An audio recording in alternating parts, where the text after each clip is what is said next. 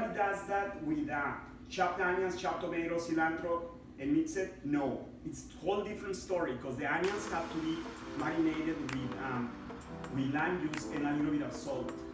10 minutes. Then you add the other ingredients, you mix, and then you serve. It makes a big difference between. We just put a little bit of lime, and I have 3 ingredients here. 3 fruits: cucumber, pineapple, which right now you got beautiful pineapple at Meyer. For some reason they're so cheap. They're cheap. You know, the salsas on one side and all the toppings. And they're actually a healthy dish because it's mainly protein. In the salsas, you put more salsa. And the tortillas are basically fat-free. So it's in America where we started adding all the other jazz. That is correct, right?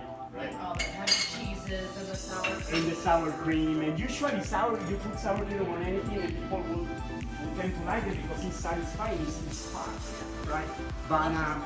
But in Mexican cooking, it's actually Mexican cooking is very healthy.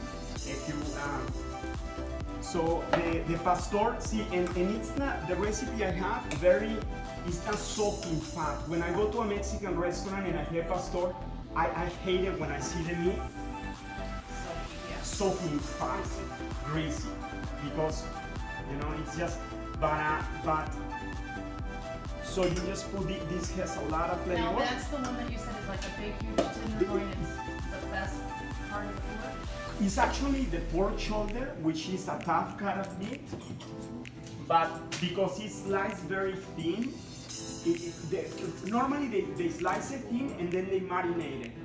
And then somebody, in like 5 o'clock in the morning, they have this stick and they build the tabling method. Table it, mean table it. So I'm going to put about 2/3 of chocolate on the table, plus enough, about 3/4 or 2/3. That's good right there.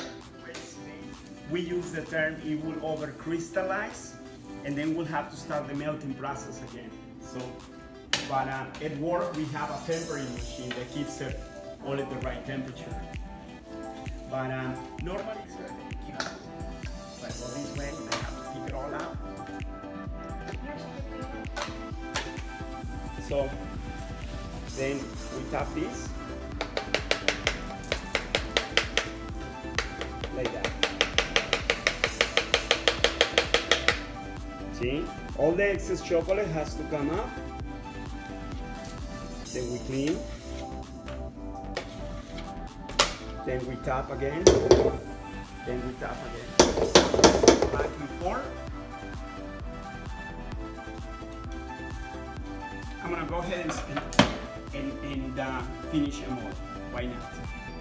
And then send you home with some chocolates. These ones are delicious. They have coffee on it.